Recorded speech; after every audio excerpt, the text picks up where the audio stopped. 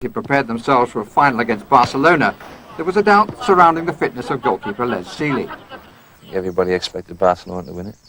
I think Barcelona expected Barcelona to win it.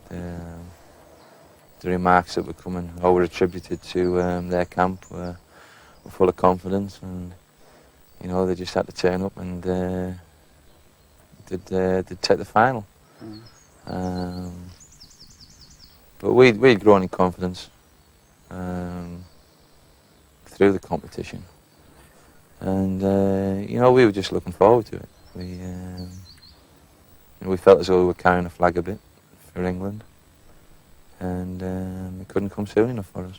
On the evening itself of the game, I remember we came out for the lineup, and it just started to rain, and it was a bit murky, and I remember thinking at the time, well, they won't fancy this because it's a bit cold, and it was a typical, well, it looked like a November Wednesday night game or something like that, because it was a bit cold as well, and I remember thinking, nah, this will suit us. Headed to it, and Sparky did what all greedy centre forwards do best, and followed it up and made sure it went in.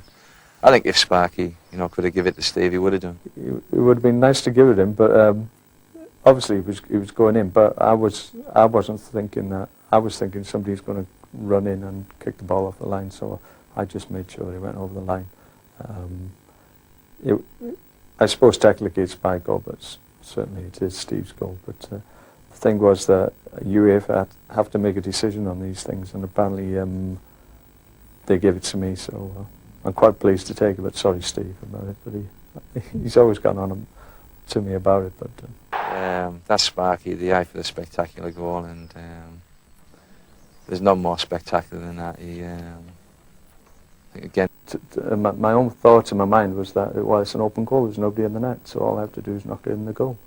At the time, I think people thought that I knew there was two lads steaming back to kick the ball off the line, but I didn't actually.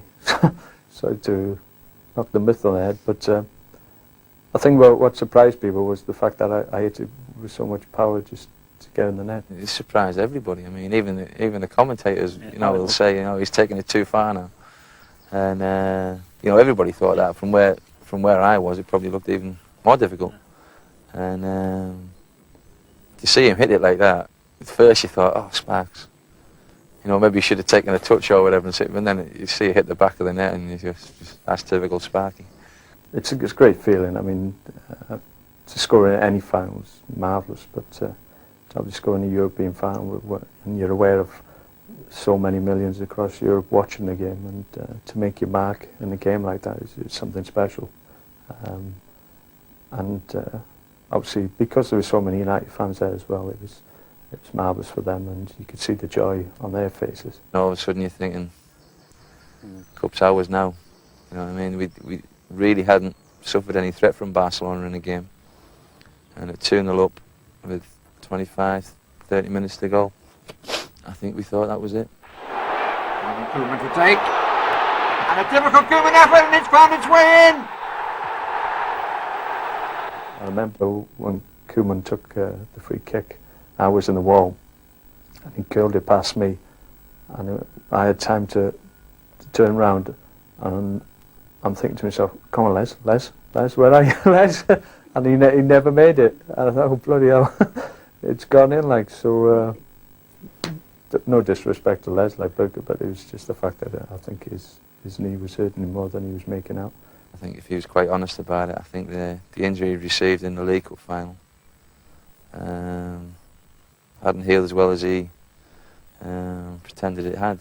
And you can understand that. I mean, to play in a European Cup final against Barcelona for Manchester United, you don't want to let anything get in your way. But I think if it had been a league game, I don't think we'd have seen Les out there. All of a sudden, a little bit of fear came into the team. We sat back, and defending got a little bit desperate. I remember the mistake between Steve and Les. It was loud up rounded Les. He's put it back across, and the lads hit it towards an open goal, and Clayton Blackmore's appeared from nowhere, and got his foot to the ball and kicked it clear. And I mean, at that time, your heart's in your mouth, and you know, once he's round ledge, you think that's it. Yeah. We're looking at extra time, but Clayton's come up and saved the day. Brian Robson lifted the European Cup Winners' Cup, and the memories live on for Pallister and Hughes. It's a little bit like scoring the goal as well. When you score a goal, there's a combination of emotions. There's adrenaline in there. There's relief. There's joy. There's happiness. There's everything all rolled into one into a couple of seconds. And when you actually get your hands on the trophy, it's a similar situation. The night in Rotterdam lives longest in the memory. I think if you ask any of the team that were involved that night, the feeling we had a great time after the match in the dressing room, drinking champagne. I think we left the dressing room at about 2 hours after it, 3 hours after it. We went back, we partied all night,